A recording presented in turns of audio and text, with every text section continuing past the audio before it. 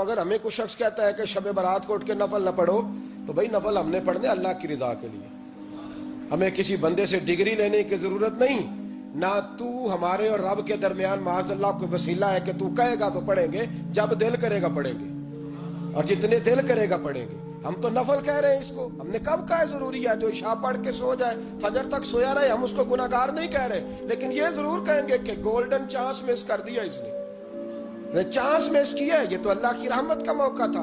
حضرت سیدہ عائشہ صدیقہ رضی اللہ تعالی عنہا ارشاد فرماتی ہیں کہ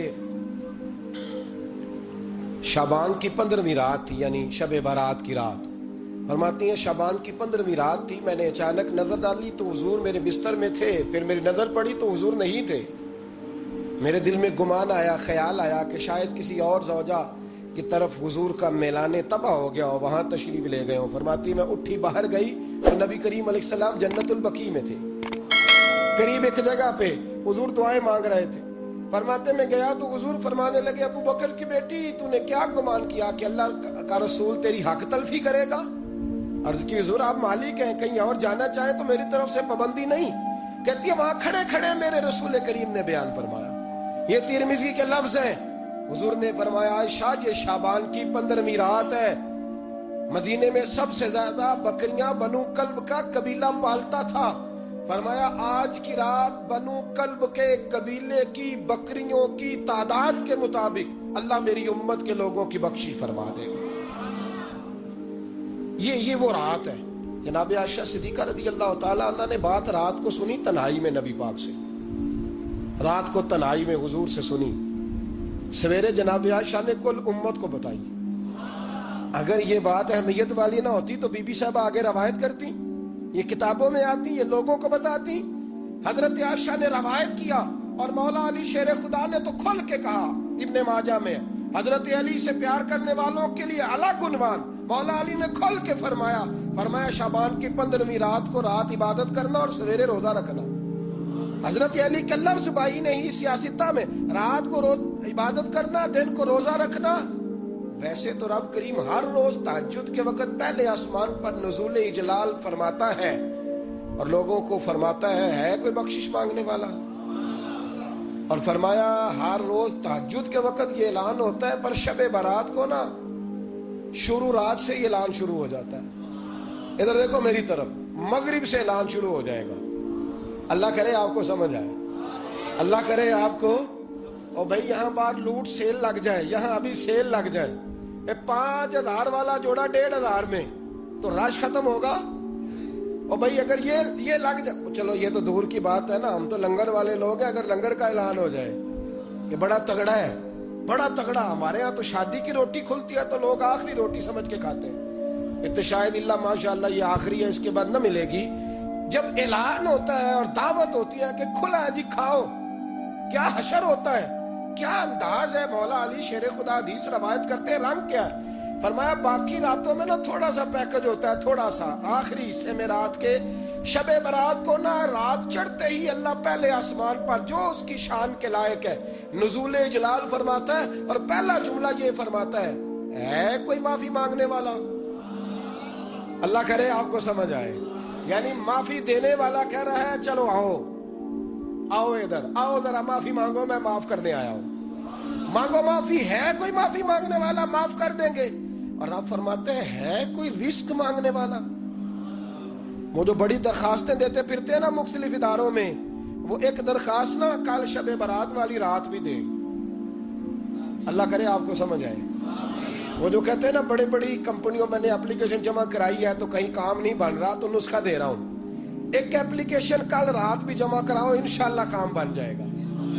اور میں نہیں کہہ رہا، مولا علی شیر خدا فرما رہے ہیں، اور وہ خود نہیں فرما رہے، وہ نبی پاک کا فرمان نقل کر رہے ہیں، اور وہ رسول اللہ صلی اللہ علیہ وسلم کی بات نہیں بیان کر رہے، وہ کہتے ہیں رب فرماتا ہے کوئی روزی مانگنے والا؟ سارے سیٹھوں نوابوں جاگیرداروں کے پاس جا جا کے تھک گئے ہو، ایک دن میرے کہنے پر، ایک رات، ایک دیہڑی ذرا شب برات والی لگا کے تو دیکھو، پر شرط یہ ہے کہ یقین کامل ہو، ارادہ یہ، مطلب اللہ معاف کرے آپ نے ناراض نہیں ہونا، لیکن وہ ماحول اس طرح کا ہے کہ شب برات پہ ایک دو ساتھی کو کہا رات کو عبادت کر کہتے جی وہ تو ٹھیک ہے پر سویرے چھٹی نہیں، کام کرنا ہے. یعنی رب کہہ رہا ہے کہ تو آ جا شب برات کی رات، جو مانگے گا وہ تجھے. لیکن یہ ادھر نہیں توجہ کر رہا، یہ کہتا ہے سویرے 10 بجے دکان نہ کھلی تو مشکل ہو جائے گی، دفتر نہ گیا تو حالات. آپ دیکھیں ذرا، اب جب یقین اس طرح کا ہو تو پھر تو بھائی ساری زندگی اداروں میں درخواستیں دینی ہیں. پھر آپ جیسا آپ کا مزاج ہوگا، اللہ تعالیٰ تو بندے کے گمان کے قریب ہے. تو میرے رسول پاک علیہ السلام نے ہمیں یہ میسج دیا، پیغام دیا، فرمائے اس رات جو اولاد مانگے گا رب اسے بھی عطا فرمائے گا.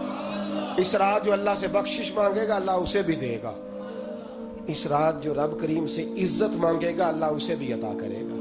شارحین نے لکھا اس رات جو رب سے پردہ پوشی مانگے گا اللہ اسے پردہ پوشی بھی عطا کرے گا. جو جنت کا سوالی ہوگا رب اپنے فضل سے عطا فرمائے گا. کوشش فرمائے، کوشش فرمائے. 10 محرم کو ہمارے ہاں لوگ جاتے ہیں قبرستان، وہ کسی حدیث سے ثابت نہیں، میں منع نہیں کر رہا، جائیں 9 محرم کو جائیں، 10 کو جائیں، 11 کو جائیں، 8 کو جائیں، سفر میں جائیں، ربیع الاول میں جائیں، قبرستان میں جب بھی جائیں منع نہیں ہے. لیکن شب برات والی رات تو خود رسول کریم گئے ہیں نا قبرستان. اب جو بات میں نے سمجھانی ہے اس کو سمجھیں. نبی پاک کی والدہ کا مزار نہیں ہے وہاں جنت البقیع میں. حضور کے کو بھائی بہن حضور کیا کرنے گئے؟ امت کی بخشش کے لیے گئے. شب برات کی رات لالچی نہ بنے کہ صرف میں نے اپنے لیے روزی مانگنی ہے، کل امت کے لیے مانگے رب کریم سے. مانگے اپنے بھائی کے لیے، مانگے اپنی بہن کے لیے، مانگے اپنے بیٹے کے لیے، مانگے اپنی بیٹی کے لیے، مانگے اللہ کریم. یہ مانگنے کی رات ہے. پچھلی راتی رحمت رب دی کرے بلند آوازہ، بخشش منگن وارے کارن کھلا جے دروازہ. آئیں اللہ کی بارگاہ میں اس رات کو کھل کے دعا مانگیں. قبرستانوں میں نا کچھ قبریں ایسی ہیں کہ جو بتاتی ہیں کہ سالوں بیت گئے ہیں کوئی آیا نہیں. کچھ قبریں بتاتی ہیں. کچھ بڑے قبرستان بڑے شہروں میں ایسے بھی ہیں کہ جن کا گورکن کہتا ہے کہ مجھے کمیٹی نے کہہ دیا ہے جہاں 4-5 سال کوئی نہ آئے وہاں نئی قبر بنا دیا کرو، وہاں نئی قبر بن جاتی ہے معاذ اللہ. او بھائی کچھ ہیں ایسے، کچھ ہیں.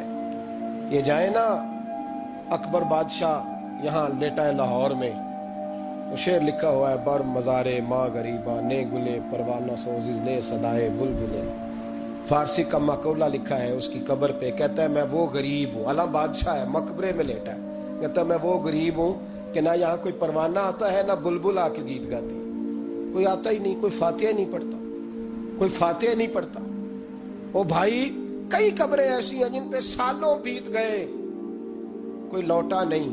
اور مشکات میں حدیث ہے میرے نبی کریم علیہ السلام نے فرمایا جو قبر میں ہوتا ہے وہ تو اس آدمی کی طرح ہے جو دریا میں ڈوب رہا ہے اور وہ انتظار کر رہا ہے کہ میرا بیٹا میرے لیے دعا مانگے، میری بیٹی دعا مانگے. پر بیٹے کو تو 27 سال ہو گئے، ملک سے باہر ہے. کاغذ بنے گے تو ابے کی قبر پہ آئے گا نا، اس کے تو کاغذات ہی نہیں مکمل ہو رہے. وہ بیٹے کو تو مشکل ہے بڑی، وہ تو کاغذات نہیں بن رہے. وہ تو دولت کا مطالبہ پورا ہوگا تو جب ہی وہ کام ہوگا نا. انتظار ہو رہا ہے قبروں میں میرا بیٹا دعا کرے، میرا بھائی دعا کرے. اور اگر بچہ دفن ہے تو وہ کہتا ہے میری ماں دعا کرے، میرا باپ دعا کرے. کوشش کریں شب برات بعد از مغرب یہ رواج پیدا کریں. یہ رسول اللہ کا طریقہ ہے صلی اللہ علیہ وسلم. قبرستان میں جائیں اور جا کر کے وہاں اللہ تبارک و تعالیٰ سے دعا مانگیں کہ یا اللہ جو اس قبرستان میں لیٹے ہیں وہ بھی، اور جو آج تک کلمہ